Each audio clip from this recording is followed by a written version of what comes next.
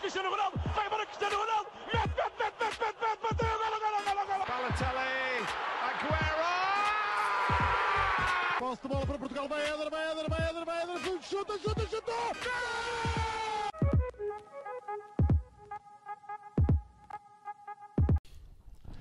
Olá, sejam muito bem-vindos a mais um episódio do podcast do Sparenca. O meu nome é João Blanco, estou na presença do habitual João Gil. O habitual Miguel Rocha não conseguiu comparecer por motivos de doença, estamos em janeiro, a coisa acontece. E estamos na presença também do convidado e narrador na Antena 1 e na Eleven, João Correia, tudo bem? Olá, bom dia ou boa tarde. Acabei de referir que antes das 4 da tarde entrevistas é muito complicado, a garganta sofre um bocadinho. É um gosto estar aqui, obrigado por me terem convidado. Já vos sigo há algum tempo, nomeadamente no Twitter.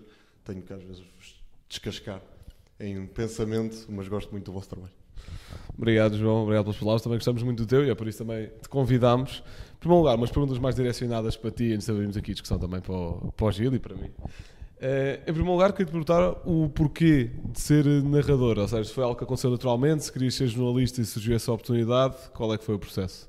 Antes de ser jornalista, queria ser narrador, queria fazer relatos de futebol e comecei como grande parte da minha geração e da geração um bocadinho antes da minha começou, que foi a jogar jogos de computador, Football Manager, FIFA, tirar o som e fazer... Fala só com um bocadinho mais perto, acho eu. E fazer o relato do jogo, Isso. que era uma coisa que nós fazemos no nosso imaginário, mas a pensar, na altura não pensava que era o que ia ser, mas já gostava muito. E depois acabou por surgir a oportunidade ainda na Rádio Clube da Covilhã e a partir daí foi uma questão de crescimento. Certo. E o melhor aspecto de ser relatador de futebol? Os estádios, poder estar em tantos estádios em que nunca tinha entrado antes de sequer começar nesta profissão. Em Portugal já não me faltam muitos naquilo que diz respeito ao futebol profissional, tanto na segunda como na Primeira Liga. Há um estádio que ainda não consegui ir e que me está atravessado, que é o Estádio do Dragão. É talvez dos poucos do futebol profissional que eu ainda não entrei, nem em trabalho, nem em lazer. Por exemplo, o Estádio do Braga, já lá fui 2 vezes em lazer, ver o Union por 2 vezes, mas nunca fui em trabalho. Mas o Estádio do Dragão é aquele que ainda me está atravessado, porque poder entrar em estádios tão míticos do nosso futebol, ir ao São Luís, por exemplo, em Faro, ir ao Estádio do Vitória ou do Afonso Henriques, o Estádio da Luz, o Estádio de Alvalade, ir a estádios mais pequenos como o do Paço de Ferreira, do Penafiel, são coisas que dão mesmo alegria de poder ir e pensar, ainda não fui a este, mais um cromo na caderneta. Certo. E maior dificuldade de ser narrador? A voz, ter de cuidar da voz não é fácil às vezes. Nesta altura, como disseste logo no início, estamos em janeiro, as doenças aparecem. Eu ainda não fiquei doente nesta temporada desportiva, deve ser um recorde. E é o mais complicado é ter este cuidado com a voz e às vezes ter que proibir-me a mim próprio de certas coisas para tomar conta da garganta e às vezes estar a pensar, acordar de manhã e fazer aquele engolir em seco e sentires uma dor e pensares, já foste, é hoje. E depois consegues recuperar ao longo do dia e acabas por estar bem, mas estar sempre com esse pensamento, tenho que cuidar da minha voz. E depois é o desgaste habitual, como eu estou em 2 lados, às vezes tenho 4, 5 dias em que tenho narrações e relatos consecutivos. E às vezes eu próprio peço um bocadinho mais de mim do que aquilo que posso dar e depois em termos de vocais ao 4º jogo acaba por se notar, Jesus Cristo descansou ao 7º dia. Eu ao 5º já estou a arrebentar. E queria-te perguntar também, por causa disso que disseste agora, já te aconteceu ficar doente ou a voz ficar assim mais fraquinha num jogo mesmo importante em que achavas que era mesmo a tua oportunidade de marcar ali? Primeiro jogo que fiz de sempre na Eleven. Qual era o jogo? O primeiro jogo foi um Paderborn Hamburgo da Bundesliga 2 e a estreia já estava delineada, foi um sábado de manhã, se não estou em erro, e eu acordo de manhã com uma dor horrível na garganta e eu pensei, agora não posso não ir, não é? Não tenho outra hipótese. E tive que ir no primeiro jogo com umas dores horríveis, então eu ligava ao microfone, fazia a narração do que estava a acontecer, contava um bocadinho da história das equipas, vinha-me a vontade de tossir, desligava o microfone, morria dentro da cabine, respirava fundo, voltava a ligar, com felicidade, nunca houve nenhum golo.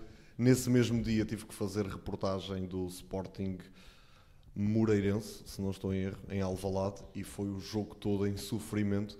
A certa altura o Nuno Matos diz que eu tenho 85 anos em direto. Já está a correr o nosso Sport Artista com 85 anos, eu cheio de dores na garganta. E no dia a seguir fiz um jogo do Championship, o Nottingham Forest, não me lembro com quem, em que foi mesmo um terror. Eu não sei como é que sobrevivia a 90 minutos de futebol.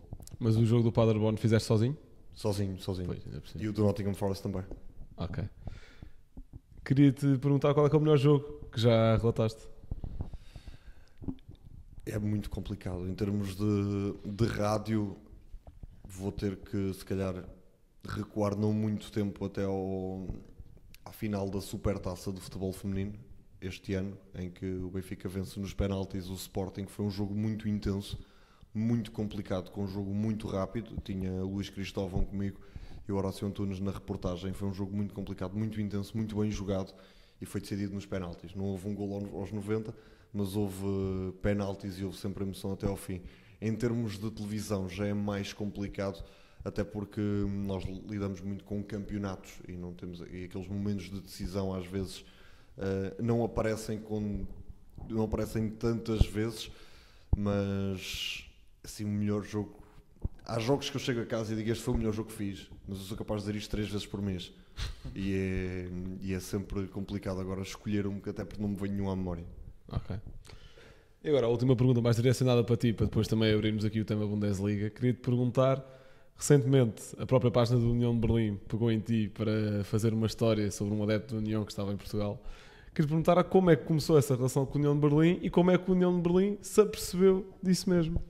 Esta relação com o Union aparece na Eleven, um jogo contra o Colónia, no dia 1 de abril de 2022, se não estou em erro, em que eu vou para os jogos normalmente sempre de cabeça aberta. Costumo estudar muito a história das equipas, perceber o que é que posso dizer além do óbvio,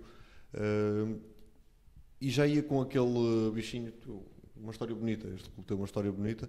Não é que o Colónia não a tenha também, e o jogo era no Fosterrey, o União estava no 5º ou no 6º lugar da tabela, a lutar pela Europa, que já era algo surpreendente, mas ia de cabeça aberta, sem pensar em grandes coisas. E quando cheguei, e eu tenho muito a tendência de deixar ouvir os adeptos do estádio, ouvir o burburinho do estádio, porque é uma coisa que as pessoas que estão em casa, eu quando estou em casa a ver um jogo é o que eu quero, é o burburinho dos adeptos. Se houver um cântico que sobressai, eu quero ouvir. E eu entro para a transmissão, nós entramos normalmente 5 minutos antes do jogo começar, e eles começam a fazer a contagem para eu entrar. Eu entro, abro, e assim que subo o volume do estádio, o barulho era absolutamente ensurdecedor. E eu disse 2 ou 3 coisas, a jornada, quem era o jogo, e disse vamos aos adeptos. E fiquei ali durante 2 minutos. E durante o jogo inteiro eu lembro-me de referir, peço desculpa aos telespectadores que estão em casa, mas eu não vou falar por cima disto porque não quero estragar o que está aqui a acontecer. Um ambiente fenomenal, o jogo acaba 1-1, se não estou em erro, e eu saio daquele jogo a pensar, eu tenho que saber mais sobre este clube, tenho que ver mais sobre este clube, e logo pouco depois retuitei o meu próprio tweet a anunciar o jogo, a dizer ganhar um adepto hoje. Mas eu pensava que iria ser aquele adepto que vou vendo os jogos quando posso, vou estando atento. De repente, quando dei por mim, eu estou completamente submerso no mundo do Union. Eu faço coleção de chapéus, comprei logo um, em relação ao estádio, ao Fosterrey. Depois comprei a camisola, já no fim do ano passado, no Natal do ano passado. Este ano comprei outra. Fui a Braga 2 vezes, a primeira fui de carro, numa loucura absoluta. Vou pegar no carro e vou de Lisboa até Braga para ir ver o Union. E a partir daí, e é nesta última ida que a página espanhola do Union, que é uma página oficial, descobre a minha existência. A página principal já tinha descoberto porque eu chegava a publicar coisas, às vezes identificando o Union, e eles retuitavam ou repartilhavam no Instagram. E a página espanhola descobre, manda-me mensagem, conversámos um bocadinho, ele pediu-me para fazermos uma pequena entrevista, eu aceitei. É uma coisa que para mim é fantástico ter esse reconhecimento. Eu estou em Portugal, o grande objetivo é na próxima temporada conseguir ir ao Fosterrey ver um jogo, antes de eles se lembrarem de começar as obras. As coisas parece que não vão ser para já, mas eu não quero arriscar porque disse o mesmo em relação ao Bernabéu. Hei de lá ir. E agora já não vou conhecer o velhinho Bernabéu. E a relação com o Union é muito assim. É um clube que eu agora vejo os jogos todos sempre que posso. estou sempre atento à classificação. Eu lembro-me agora, eu estava no Liechtenstein quando o Urs Fischer sai do cargo. Aí era de manhã, eram 10 da manhã, e eu vejo a notícia e eu sentei-me no chão a pensar o que é que vai ser deste clube agora, porque o Urs Fischer era a União, o União era o Urs Fischer, e era uma relação tão próxima de um treinador que levou uma equipa que tinha uma alcunha de impromovíveis, leva essa equipa à Bundesliga, à Liga Conferência, à Liga Europa e depois à Liga dos Campeões, e até à última jornada da Liga dos Campeões o União esteve na luta para cair para a Liga Europa, acabou por ficar no quarto lugar, até para a felicidade dos portugueses com o Sporting de Braga a conseguir esse apuramento, mas era um treinador que me dizia tanto que eu sentei-me e só não encomendei a camisola que comprei este ano com o nome dele, porque já estava encomendada na altura em que ele foi despedido, porque senão provavelmente tinha tratado de fazer essa homenagem. Certo, ok. Tocaste aí num ponto, só até mesmo antes da última pergunta, antes de abrirmos aqui se calhar um bocadinho mais a discussão, mas é algo que eu acho interessante, porque disseste nesse tal jogo que comentaste, deixavas muito tempo o barulho do estádio fazer a emissão, digamos assim. Eu estava doente, foi mesmo por Foi por escolha, exatamente. Pá, e muitas vezes, se calhar, há pessoas que não gostam tanto disso, e queria-te perguntar qual é que foi a reação, mais até, sendo que o jogo foi para a Eleven, qual é que foi a reação dessa escolha? Foi algo, tens liberdade criativa para o fazer? Nós temos liberdade e até nos é incentivado a fazê-lo, a puxar pelos adeptos sempre que se justifique. Num estádio como o Fosterrey, onde 75, 80% das bancadas são em pé, é normal que o ambiente seja um nível acima do que aquilo que estamos habituados noutros sítios.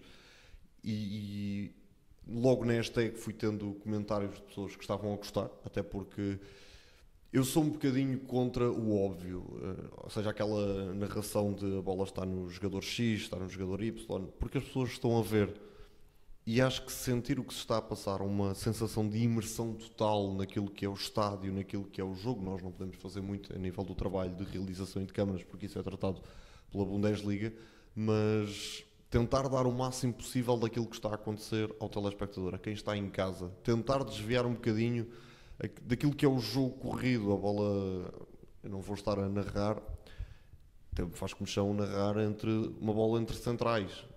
Na rádio tem que ser, porque as pessoas não estão a ver, na televisão a pessoa está a ver o que está a acontecer, e tem que haver outros pontos de interesse. Claro que ter um estádio onde o ambiente é bom ajuda, porque às vezes até os apontamentos são curtos e podemos poupar ali algum tempo em ambiente de estádio. Há estádios em que simplesmente, o União é um caso desses, às vezes é quase um crime falar por cima. É a mesma coisa que estarmos a falar por cima do You'll Never Walk Alone do Liverpool ou do North London Forever do Arsenal. É sempre um bocadinho, é contraproducente com aquilo que as pessoas querem escutar e querem estar atentas. Ok. Quanto à União de Berlim, já falaste da saída do treinador, já falaste, até tínhamos falado em off de que não achavas que o passo maior que a perna do União não tinha sido ir à Champions, tinha sido subir divisão. Queria-te perguntar como é que explicas este decréscimo e esta quebra esta temporada e onde é que vês o União acabar no final da época? Vai ser uma época de manutenção, que é o objetivo do clube à partida, é ficar na Bundesliga. O sonho de jogar a Liga dos Campeões já se previa que ia ter um peso muito grande nas pernas dos jogadores. O plantel não é muito comprido. A União na Alemanha, no geral, nunca se fazem plantéis muito, muito grandes. E sentiu-se durante o tempo da Liga dos Campeões que as coisas poderiam magoar, até pelo início do Union. O Union começa o campeonato com 2 goleadas.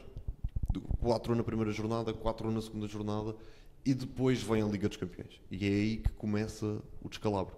Porque depois é aquela questão que os treinadores falam tantas vezes, nós às vezes rimos, mas é verdade. É o trabalhar sobre vitórias ou trabalhar sobre derrotas. E aparece a primeira, aparece a segunda. A equipa não ganha.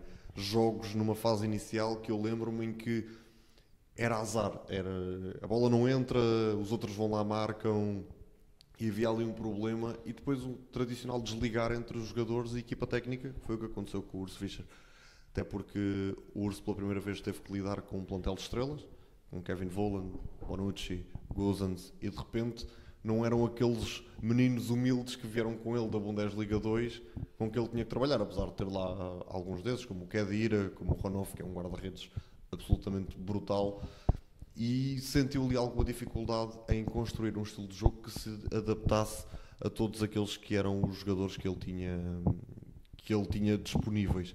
E acabou por ter alguns problemas. Chegaram sempre que o Union anunciava um reforço neste verão, ele levava as mãos à cabeça. Foi o Gosens, foi o Bonucci, foi o Kral, foi o Voland, foi o Fofana que veio do Chelsea. Eu já estava, meu Deus, vamos ser campeões, vai ser este ano.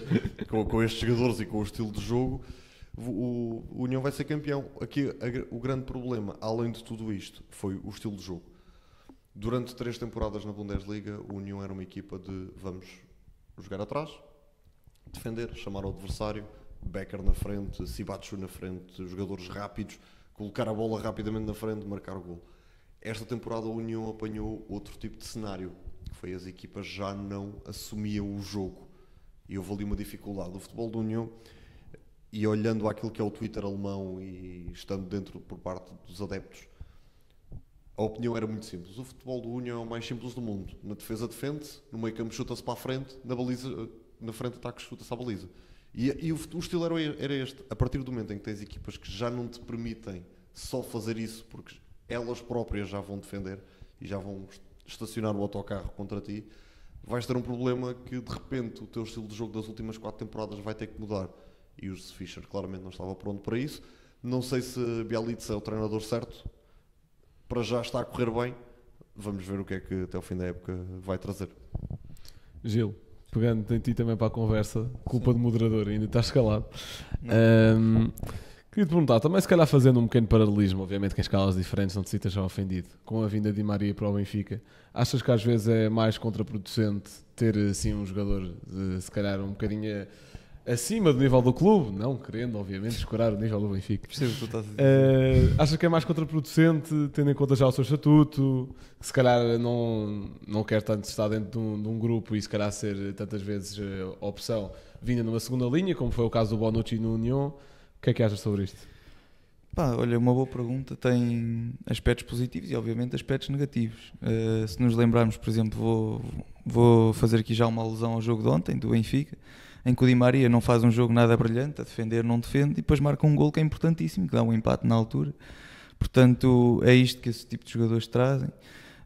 E penso que neste momento é mais benéfico para o Benfica ter Di Maria do que não ter. Tal como se calhar é mais benéfico para a União ter jogadores como tu descreveste, João, do que não ter. Já agora aproveito também para te fazer uma pergunta. Tu falaste, por exemplo, do Kevin Volland, do Bonucci, que se calhar são jogadores já com... claro que têm tarimba um pouco superior, mas também têm se calhar já estão mais habituados a jogos em que têm eles próprios de assumir o jogo. Será que isso não seria ao mesmo tempo benéfico para a União, que se encontra neste momento a ter jogos em que também tem de assumir o jogo, ter jogadores que sabem melhor assumir o jogo? Será que isso também deve ser positivo? A certa altura o Bonucci deixa de aparecer na equipa do União. Houve ali um problema que tentou ser um pouco tapado com o treinador, e o Bonucci vai sair agora no mercado de janeiro. Aliás, não sei se já saiu. Já saiu. Se eu lembro-me de retweetar a publicação do União a anunciar que ele ia sair, até porque não correu muito bem e não havendo Champions, não há motivo, nem competições europeias, não há motivo para o Bonucci continuar. Kevin Volland, durante grande parte da temporada, foi suplente. O Kevin Volland tem vindo de temporadas medianas no Mónaco, mas um jogador daqueles, chegando a um clube como a União, que é isto? Fantástico, por favor, queremos que venha, mesmo que venha só com uma perna, é um jogador brutal. E ele acaba por não ter o impacto que nós queríamos que ele tivesse, principalmente com o Urs Fischer, porque é um jogador que sofre muito a ter que jogar numa equipa que joga mais defensiva e tem que sair em contra-ataque. O Volland é um jogador para assumir o jogo perto da outra área e muitas vezes acabou por ser suplente. Quem me surpreendeu pela positiva, e pegando nesses jogadores de grande calibre, foi Gosens. É um jogador brutal. Todos os portugueses se lembram dele naquele jogo contra a Alemanha. O Nelson Semedo também se lembra dele. É um jogador fantástico e foi um jogador que vestiu verdadeiramente a camisola do União. Foi um jogador que quis mesmo representar o clube e que não importa se está na Champions, se está na Liga Europa, se está na Conferência Liga ou se está sem competições europeias, é o jogador que faz a diferença. E é esse jogador que realmente pegou. E era o jogador importante que nós precisávamos. De um dos três, alguém tinha que pegar. O Bonucci no centro da defesa, nota-se a idade, já para um nível competitivo da Bundesliga, e não querendo descurar aquilo que é a Série A, que é um campeonato que eu gosto muito, mas jogar na Bundesliga é totalmente diferente. E é preciso outro andamento. E ele não se adaptou, apesar do esquema de 3 centrais, que era bom para ele, e agora com o Bielitsa voltámos aos 2 e por isso não há mesmo espaço para Bonucci. Gosens acaba por ser o jogador de top contratado que assume o papel do União. Pegando um bocadinho no caso de Di Maria, o Gosens é aquele jogador que não pode sair, tem que jogar 90 minutos, porque é nesta altura o único jogador do União que consegue rasgar e consegue sozinho resolver um lance. É ele que marca aqui o golo em Braga, aparece de repente no meio campo ofensivo, a jogar com o Roussillon atrás, que foi uma das contratações, são poucas, mas uma das em que eu torci o nariz e pensei, acho que não faz sentido. O Roussillon tem uma história muito engraçada, mas depois já lá vamos, na temporada passada. E o Gosens é esse jogador que se pedia que assumisse e que assumiu. Era um jogador que nós precisávamos que assumisse. O Volland vai marcando os seus golos, continua a ser um jogador brutal e acho que os dois vão ser muito importantes no fim da época, não esquecendo aquele que para mim é um jogador tipo jogador fetiche, que é o Kral no meio campo, que é um jogador absolutamente soberbo, o checo, quando tem dois pés fantásticos e consegue pegar na batuta, com o Khedira atrás para partir, se bem que o Khedira também já não vai para o novo. Kral é sempre um jogador a ter em conta também. Certo. Gil, queria-te agora perguntar também sobre o Bayern, porque também já vamos lá às equipas surpresa, uma delas que está em primeiro, mas o Bayern neste momento surpreendeu um pouco no mercado por ir buscar Eric Dier, que era um jogador que no Sporting eu até gostava de o ver por achar que faz sentido por muitos motivos, não vou entrar agora por aí. Mas se calhar do Bayern uma pessoa já torce um bocadinho mais o nariz e até vês o Bayern que no último dia de mercado de verão estava mega interessado no Palhinha, chegamos a janeiro e diz que já não faz sentido contratar Palhinha, e isso é uma notícia até desta semana. Portanto, queria te perguntar, vês o Bayern, que já também falámos um bocadinho disto no último episódio, vês o Bayern como neste momento o principal candidato à Bundesliga, tendo em conta este mega reforço que é Eric Dier, ou achas que o Bayer Leverkusen ainda está numa posição, tirando obviamente a diferença pontual, também não é mega significativa em janeiro, ou se achas que eles estão numa posição à frente?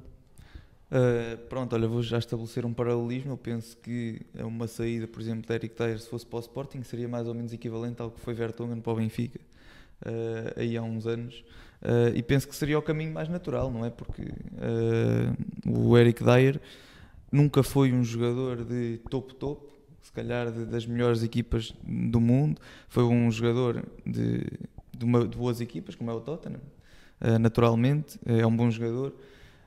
E ainda para mais com a idade, acho que é uma contratação esquisita, que não faz muito sentido. Nota-se que é aqui uma solução de recurso. Pois, mas não sei, acho que há soluções de recurso certo, melhores. concordo. O Bayern também estava muito interessado no Dragosin, que é um saltal romeno da Série A, que acabou por ir para o Tottenham. Não sei se já é oficial, mas está tudo encaminhado para ir para o Tottenham, portanto meio que também substituir Eric Dier, que não estava nas opções de Postecoglou. Pois, ainda por cima é isso, não é? Se o Eric Dier não está nas opções do Tottenham, vai estar nas opções do Bayern? É a minha pergunta, acho que não faz muito sentido. Pronto, é uma contratação, para mim não faz sentido nenhum. Eu faço aqui um parênteses. Estaríamos a falar que Dier não faz sentido para o Bayern se nunca o Bayern tivesse falado em João Palhinha? Se o Dier tivesse sido a primeira opção e se Palhinha não estivesse nesta equação, se calhar Dier até poderia fazer sentido para a equipa da Baviera. Claro que ao nível que o Dier está a apresentar nesta altura, e eu ponho aqui as minhas mãos no fogo em como o Dier não vai para ser titular no Bayern de Munique. Sim. Vai ser mais uma opção de prolongar o plantel por parte da equipa da Baviera, mas lá está, o Roger Schmidt fala nisso muitas vezes. Às vezes nem estamos interessados em ninguém no mercado de inverno, mas surge aquela oportunidade em que faz sentido contratar. E acho que foi um bocadinho por aí. Faz sentido alargar o plantel? Faz. Numa posição de meio campo, onde normalmente se tem muitas lesões? Faz. Dier barato nesta altura, até porque está tudo a arder no Bayern de Munique com estas questões agora da Bundesliga, e eles estão a tentar sanar os ânimos. É mais uma contratação barata, que não gastam rios de dinheiro para não terem que ouvir os adeptos. E depois se correu mal e ninguém se vai chatear pelo dinheiro que eles pagaram ao Tottenham, de certeza. Até porque tem lá o Harry Kane e já há um culpado caso eles não ganhem nada esta temporada. Sim, mas até deixa-me só dar aqui uma nota. Esta contratação de Eric Dier, até por causa de Harry Kane, parece muito quando estamos a Football Manager e um jogador para vir e exige que se traga alguém para ajudar a adaptar-se. Na minha cabeça Eric Dier é um bocadinho isto. Não, mas eu por acaso não tinha percebido que estava a pensar no Eric Dier para o meio campo. Achei que estava a pensar para a central. Eu também não sei bem o que é Eric Dier. Eu acho que faz muito mais sentido. Se formos ver as coisas por um lado, o Bayern também só tem 3 centrais. Mas a questão é que os 3 centrais são de Ligt, que o Kim Jae, que neste momento também está na Taça Asiática, e o Upamecano. Portanto, 3 centrais, acho que podemos dizer com todas as certezas, estão mais garantidos do que Eric Dyer. Para o meio campo, que é onde haveria aquela maior lesões, falta é? E as lesões, etc. Será que Eric Dyer nesta fase consegue ser aquele 6 no Bayern? É isso que eu tenho Vai dúvidas. ser um Kimmich ou vai ser um Goretzka? Vamos ver Parece. as ideias do treinador do Bayern de Munique. É sempre uma incógnita. Então, numa equipa daquelas com aquele plantel, eu continuo a dizer, se eu fosse treinador de uma equipa como o Real Madrid, como o Bayern de Munique, como o Barcelona, eu buscava o balneário e dizia, façam o que quiserem, divirtam-se. Ganhem o jogo, mas divirtam-se, façam o que quiserem, joguem onde vos apetecer. E acho que no Bayern, às vezes, se calhar, olhando ao estado atual das coisas, às vezes funciona assim. Tendo em conta também aquilo que foi o final do campeonato do ano passado, às vezes podemos pensar nisso. João, queria-te perguntar por aquelas que são as 2 equipas surpresa da Bundesliga, que são o Bayer Leverkusen, já em primeiro, e o Stuttgart, que também está ali no top 4. Queria-te perguntar, achas que há pontos em comum entre as 2 equipas ou que são as 2 diferentes para bem? O Bayer Leverkusen é uma equipa de organização. Eu lembro-me de fazer um jogo da Real Sociedade B, com o Xabi Alonso como treinador, e o meu primeiro pensamento foi este rapazito, que percebe muito de futebol, por aquilo que jogou e foi com outro jogador, vai ser treinador. Porque já a Real Sociedade B, onde ele não tinha propriamente os ovos para fazer a omelete, tinha um futebol muito interessante, muito pensado, com rasgos individuais brutais, dos quais o Leverkusen vai vivendo agora com o Grimaldo, por exemplo. E já se notava aquele fio de jogo numa equipa de segunda liga espanhola. Conseguindo implementar no Leverkusen, não é fácil às vezes estarmos a falar com miúdos de 20 anos e depois ir falar com jogadores experientes, se bem que o Xabi Alonso tem aquela presença no balneário.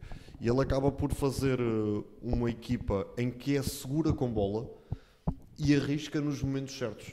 E tem muitos desequilibradores, tanto o Grimaldo numa ala como o Frimpong na outra. É de levar as mãos à cabeça aquilo que eles têm feito esta época em golos e assistências, os laterais como a principal forma de desequilíbrio de qualquer equipa.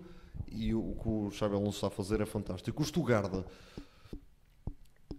eu não tenho palavras para descrever o Stuttgart. Eu olhava para o Stuttgart em que é aquele tijolo, aquela telha do telhado que já está assim para tombar e que mais tarde ou mais cedo vai acabar por cair.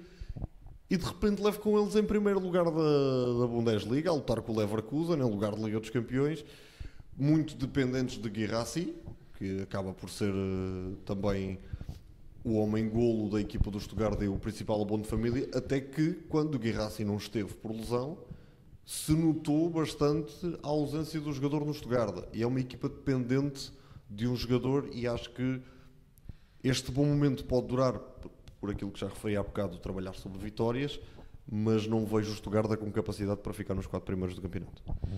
Ok. Há vários pontos interessantes sobre o Stuttgart. Em primeiro lugar é que esta época aparece numa altura em que venderam o Endo, que era dos jogadores mais importantes ao Liverpool no mercado de verão, e também porque Guirassy neste momento é dos avançados mais apetecíveis de qualquer grande na Europa. Em primeiro lugar, por ser de top 5 melhores marcadores da Europa este ano, tem muito gol. Segundo da Bundesliga, o segundo melhor marcador. Segundo melhor marcador na Bundesliga. Harry Kane tem números pornográficos, isso aí é exatamente. E também por ter uma cláusula de rescisão muito baixa, né? 20 milhões chega, portanto é muito fácil para um clube desesperado e que não esteja para cometer grandes loucuras, apesar de já o ter feito no passado, como o Manchester United, por exemplo, chegar lá e olha, meu amigo, Premier League, já pagámos a cláusula, não é um valor muito significativo, agora vens. E o que é o resto do Stuttgart? A questão de Guirassy é que ele já não vai para novo, já não é um jogador, certo, não é mas uma jovem promessa. Sim. E há sempre essa questão dos grandes clubes. Eu sei que isto não é futebol manager, eu também não contratava jogadores com mais de 23 anos, mas o Guirassy certamente já há clubes que pensam. Porque olhando ao histórico do Guirassy, esta é a época do Guirassy. Será que para o ano vai ser igual? Será que para o ano voltamos ao habitual? Ele é um ponta de lança com golo, mas às vezes os pontas de lança têm essa desconfiança. Uma época boa não significa que isto vá continuar. E tem uma equipa a jogar para ele. Não sei se no outro lado, não tendo o Manchester United, ele não teria uma equipa a jogar para ele. Ele é o último homem para marcar golos, mas não tem uma equipa a jogar para ele. E tem-se visto que o Haaland tem sofrido no Manchester United, quando na Atalanta tínhamos visto que era de facto um grande ponta de lança. É essa diferença. E Guirassy provavelmente levanta essa desconfiança. Ok. Gil, saudades de Grimaldo? Claro, muitas, pá. É um dos principais destaques, como o João já falou aqui, a par do Frimpong também. Eu gosto muito do guarda-redes, o Radecki, acho que é assim que se diz. É um bom guarda-redes também. E o próprio Bonifácio, apesar de não fazer muitos golos, acho que é também uma peça importante. Portanto, sim, muitas saudades do Grimaldo, especialmente quando temos Morato, não é? A lateral esquerdo. E Gil, queria também passando aqui para outros dois clubes, as ligações da Bundesliga com a Premier League neste mercado não acabam, porque vemos o Dortmund, que teve agora o regresso do Sancho, do exilado Sancho, que já assistiu, não é? Que já assistiu, cujo almoço da cantina do Old Trafford lhe era servido um Tupperware porque ele não podia entrar na cantina. Temos Timo Werner, que acho que até mais pelo que tinha feito no Leipzig na primeira passagem, quando regressou era sempre uma das figuras, e agora numa movimentação que foi resolvida em coisa de 3-4 dias, desde o período em que saiu na imprensa e até quando começou a treinar no Tottenham, foi uma coisa muito rápida.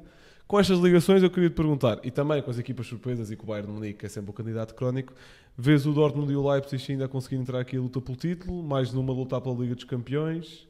O que é que achas? Pá, não podemos nunca descurar o Dortmund, não é? Que tem sido o principal candidato a seguir ao Bayern, não é? A roubar o título, e o ano passado foi o que foi, teve quase. Portanto, nunca podemos descurar. Nós nunca podemos descurar o Dortmund de lutar pelo título e perdê-lo. Boa ponta. Isto vai-me matar, mas continuo. Mas acho que este ano está definitivamente arredado da luta pelo título. Obviamente acho que o Bayer Leverkusen é o principal candidato, tinha dito no último episódio, penso eu, e agora continuo a achar. O Bayern é um outro candidato fortíssimo também, o segundo, mais forte para mim, e depois tem mais outras posições à frente, tem o Leipzig, tem o próprio Stuttgart. Acho que já está um pouco distante para pensar no título este ano. O Leipzig, acho que é uma equipa que, ao contrário do Stuttgart e do Bayer Leverkusen, não está se calhar em tão bom nível, apesar de eu não acompanhar muito, parece-me que não está assim em tão bom nível e que também não consegue lutar pelo título. Sim, até nas próprias competições europeias está, de facto, na Liga dos Campeões, agora na próxima fase, nos oitavos, mas também o próprio grupo não era mega desafiante. Apesar de ter apanhado o Manchester City, ajuda a limpar um pouco os pontos das outras equipas. Se não me engano, era Young Boys Estrela Vermelha, se não me engano. João, queria te perguntar aquilo que tu achas também sobre estas duas movimentações, ou seja, o que é que significa, o que é que simboliza o regresso de Sancho a Dortmund e o que é que tu achas que Werner pode acrescentar ao Tottenham e retirar ao Leipzig? Werner retira mais ao Leipzig do que aquilo que vai acrescentar ao Tottenham, porque é cíclico aquilo que nós vemos do ponta de lança alemão. Boa época na Bundesliga, Premier League, 2 épocas terríveis, Bundesliga, boa época, Premier League. E sempre que sai daquele contexto de Bundesliga, Werner desaparece. Mas agora no jogo com o Inata já assistiu, por exemplo. Mas o time Werner não é contratado para fazer assistências, é para marcar golos. E acaba por ser um bocadinho cíclico aquilo que é a carreira de Timo Werner. Acho que é uma jovem promessa que nunca explodiu, mas que entretanto continua a ser uma jovem promessa porque todos nós nos esquecemos da idade que ele tem. Ele vai somando os anos, naturalmente, mas para nós continua a ser aquele miúdo de 23 anos que apareceu e que de repente, epá, o que é isto? Não é um ponta de lança. Mas acho que ao Tottenham, e olhando ao estilo de jogo do Tottenham, que precisa de um marcador de golos, porque desde que saiu Harry Kane não existe, Son faz esse papel, Richarlison é sempre uma incógnita, é sempre um anjo Jesus, tem momentos muito bons, tem momentos muito maus, e não sei se Timo Werner é esse marcador de golos que o Tottenham precisa. Em relação a Sancho, é um regresso do herói, é tentar reconstruir uma carreira destruída por Erik ten Hag, não foi o primeiro, não há de ser o último, e encontra ali em Dortmund uma motivação que já não tinha no Manchester, e sabemos que Sancho motivado é um jogador brutal, é um jogador fantástico, fez parte daquela coletânea com Bellingham e Haaland no Borussia Dortmund, e já mostrou neste jogo o que é que pode fazer. Acaba por ser um momento muito simbólico, porque assiste Royce, não assiste um jogador qualquer, e acaba por mostrar aqui, eu estou de volta, e vamos lá subir um bocadinho aqui na tabela, para ver se conseguirmos pelo menos ir à Liga dos Campeões. Olhando ao topo da tabela, não podemos descurar que o Bayern de Munique está 4 pontos atrás do Bayer Leverkusen, mas tem um jogo a menos. Sim. Que se tudo correr bem não vai ganhar, porque é com o Union. Mas Sim, foi o jogo Foi por causa o jogo daquele por causa novão. da neve. Sim. Mas se o ganhar, fica a um ponto e há confronto direto ainda por resolver entre estas duas equipas. Portanto, o Leverkusen corre aqui o risco de fazer um Borussia Dortmund, que é uma época perfeita Sim, e maravilhosa, e no fim... Mas apesar de tudo é diferente ser o Leverkusen a fazer um Dortmund uma vez e apesar de tudo ir à Liga dos Campeões do que um Dortmund a ser Dortmund durante quase 10 anos. Sim, ia fazer aquilo que fez ano passado, ano sim, ano não é? É um hábito. A Bundesliga, para mim, e é uma coisa que eu digo muitas vezes em direto na Eleven, que é... Eu nunca tive represálias, mas poderia ter. Para mim é o melhor campeonato da Europa. Não há igual. Há sempre aquela coisa, a Premier League. Não há igual àquilo que é a Bundesliga. Porque as pessoas olham para a Bundesliga e o que veem é o Bayern de Munique 12 vezes campeão. Mas esquecem-se da dificuldade que é pontuar na Bundesliga. Claro que o Bayern tem jogos de 5-0, 6-0, 7-0, 8-0 e jogos que aparentemente são fáceis. Mas parece que nos esquecemos um bocadinho da quantidade de pontos que o Bayern de Munique perde ao longo das épocas, com empates, com derrotas, porque os pontos são mesmo muito caros. É um campeonato onde o primeiro jogar com o último e não ganhar não é chocante. Aconteceu. E eles têm uma mentalidade diferente, porque o clube não tem que ganhar sempre. Faz parte da mentalidade. Nós aqui em Portugal, se o meu clube não ganhar é porque foi roubado. É porque os árbitros fizeram aquilo. Se o meu clube não ganhou é porque há aqui uma cabala contra o meu clube. Eles lá não. O Bayern vai jogar contra o último classificado, perde com um penalti mal assinalado. Acontece. O árbitro erra, está feito ali para errar. O VAR também não viu bem. Andamento. O árbitro é castigado. Isto, se calhar para os ouvintes portugueses, é tipo: uau, árbitros castigados por errarem. Isto acontece a todo lado, só não acontece cá. E o Bayern tem sempre caminhadas difíceis para ser campeão. Às vezes é campeão com 5 e 6 jogos antes de acabar o campeonato. Mas é por mérito deles. E muitas vezes por demérito dos outros. Porque o Dortmund perde-se naquelas guerrinhas de querer ser maior do que é e acaba por perder muitas vezes. A meio da temporada fio à meada. E já vai o Bayern destacado. Mas até o Bayern conseguir essa abertura pontual é muito complicado. Porque os pontos são mesmo muito... Qualquer jogo fora na Bundesliga é um terror para qualquer equipa. Que é sempre uma incógnita muito grande. Enquanto aqui em Portugal, se o Sporting ou o Benfica vai jogar contra o último classificado, até pode acontecer um empate. Mas o adepto vai a pensar, vai ser uma vitória fácil. Agora, se tivermos o exemplo, o Sporting vai a Chaves e vence por 3-0 num terreno, num relevado completamente destruído. E o Sporting vai com relativa facilidade, vence por 3-0 e podia ter vencido por 6 ou por 7, não fosse a grande exibição do guarda-redes dos Chaves. Mas lá isto não acontece. O Bayern pode chegar aos 5-0, mas primeiro que marca o primeiro é sempre muito difícil. Os pontos são muito caros na Bundesliga e, para mim, com tudo aquilo que se passa dentro do campo, com tudo aquilo que se passa nas bancadas, com a história dos clubes, com a regra dos clubes terem que ser, os adeptos terem de ser donos do clube a maioria, é o melhor futebol do mundo. Não é igual. Porque nunca precisaram de se vender para terem equipas competitivas internamente e na Europa. É a única liga que não teve que se vender a interesses estrangeiros. Parece que isto vai mudar, mas enquanto não mudar eu vou poder dizer, é a única liga que não se vendeu a outros interesses para ter dinheiro e sobre rentabilizar-se dentro do próprio país. E a última pergunta que eu te queria fazer é justamente sobre isso. Portanto, durante muitos anos a Bundesliga sempre se orgulhou, e os fãs da Bundesliga também sempre se orgulharam muito dos 50+1. Ao que parece, a coisa pode vir a mudar de figura num futuro próximo. Eu queria te perguntar a tua opinião sobre isso. Chocado, em primeiro lugar, com certos clubes que votaram a favor. A votação foi avassaladora, não há qualquer hipótese de virar, porque o sim teve mesmo muitos clubes votantes. Surpreendeu-me um bocadinho a imagem daquilo que foi o início da Superliga, em que os adeptos se movimentaram contra e a ideia caiu. Apesar de clubes que já estavam dentro acabarem por sair e dizerem que afinal não queriam porque os adeptos é que mandam. Surpreendeu-me na Bundesliga, com toda aquela vontade dos adeptos, com os adeptos contra, protestos nas bancadas, jogos interrompidos por bolas de ténis e moedas de chocolate enviadas para dentro de campo. Eu pensei mesmo que eles dessem um passo atrás. E surpreendeu-me que a maior parte dos clubes tivesse ignorado os adeptos. Eu estou aqui a falar de consciência tranquila porque o União votou contra.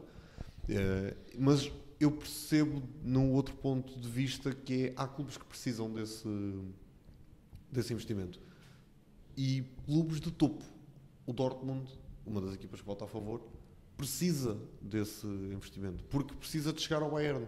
O Leverkusen, que é um clube empresa, sempre com a Bayern, precisa desse investimento para chegar aos calcanhares do Bayern. E é um processo que acabaria por ser natural, até porque o Bayern também precisa desse dinheiro, porque está a perder a carruagem para Real Madrid, para Barcelona. Barcelona não, o Barcelona é que precisava desse dinheiro. Mas para Real Madrid e Manchester City está a ver que está a perder esse comboio em termos financeiros. Para a Paris Saint-Germain também, se quisermos. E precisa desse investimento externo que vai acabar por chegar, e o Bayern certamente que não terá dificuldades em arranjar, tal como o Dortmund. O que me preocupa nesta questão é as equipas que votaram contra, que vão continuar contra. Eu acho que se em Berlim o União agora anunciasse o investidor, o estádio vinha abaixo. Da mesma maneira que os adeptos o construíram, os adeptos o mandavam abaixo. E por isso preocupa-me uma equipa como a União, que vai recusar sempre essa entrada de um investidor. Qual será o panorama daqui a 3, 4, 5 épocas no futebol alemão? Será uma equipa competitiva de Bundesliga só com o dinheiro das transmissões e agora o que se emilhou da Liga dos Campeões? Será uma equipa para tentar dar-se um corda na garganta, Bundesliga 2, talvez Terceira Liga? E preocupa-me mais os clubes que eu sei que não vão querer do que os clubes que quiserem. Está certo. Passando agora aqui às rubricas no final do episódio, eu trouxe aqui um facto, era mais para picar o Rocha, mas o Rocha acabou por não vir. Faça de parte. Que é o Porto conseguiu apenas por 2 ocasiões sagrar-se campeão nacional após terminar a primeira volta em terceiro lugar ou mais abaixo, que foi em 58-59, em que estava a 2 vitórias do primeiro lugar. Não esquecer que nesta altura as vitórias só valiam 2 pontos, portanto a 4 pontos. Em 85-86 estava a 1 vitória do primeiro lugar, portanto 2 pontos. E em 23-24 está a 5 pontos do primeiro. Vamos ver como é que a coisa se desenrola. Permite-me fazer de Rocha e responder o que eu acho que ele responderia. Sérgio Conceição. Pronto. Okay. Gil, a tua declaração da semana. Trouxe hoje aqui uma declaração de um youtuber chamado Douglas Horn, que diz: vamos fazer com que o Sven lidere as lendas do Liverpool contra o Ajax, um último sonho para ele. E esta é uma história em que, não sei se tem noção, mas o Sven Goran Eriksson está às portas da morte, infelizmente, com um cancro terminal. E não tem mais do que 1 ano de vida, e ele expressou que o seu sonho seria, o seu último sonho seria liderar uma equipa com as lendas do Liverpool contra o Ajax, e eu acho que isso é uma história muito interessante, e este youtuber apelou a isso, a que isso se consiga, e vamos ver, era bom conseguir concretizar um último sonho a um treinador que deu muito ao futebol mundial e ao Sport Lisboa e Benfica também. Isso mesmo, e mais tarde ou mais cedo também no Projeto 68 iremos abordar aquilo que foi a carreira dele, claramente. João, muito obrigado pela tua presença, espero que tenhas gostado e que a União se mantenha da Bundesliga, é o meu desejo. O objetivo é esse, já vi as coisas piores, acho que vai acabar por ser um fim de época tranquilo. Obrigado a vocês pelo convite, espero que tenham gostado e é isso. Não tenho muito mais a acrescentar, acho que disse tudo no início do programa. Muito obrigado pelo convite e continuem com o vosso ponto. Obrigado, João. Obrigado.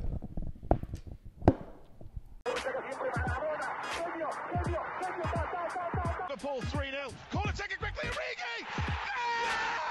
Está isolado Cristiano Ronaldo, vai embora Cristiano Ronaldo, mete, bateu, golo. Balotelli, Aguero! Posse de bola para Portugal, vai Éder, chuta!